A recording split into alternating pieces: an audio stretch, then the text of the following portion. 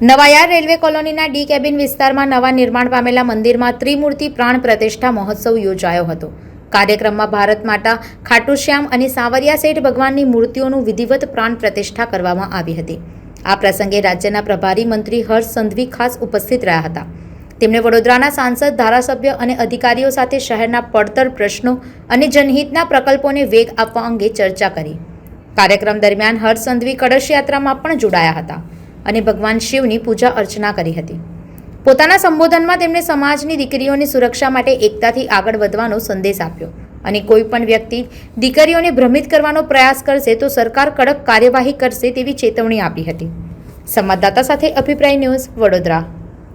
આવા જ વધુ સમાચારો જોવા માટે સબસ્ક્રાઇબ કરો અમારી યુટ્યુબ ચેનલને અને જોડાયેલા રહો ફેસબુક, ઇન્સ્ટાગ્રામ અને ટ્વિટર પર।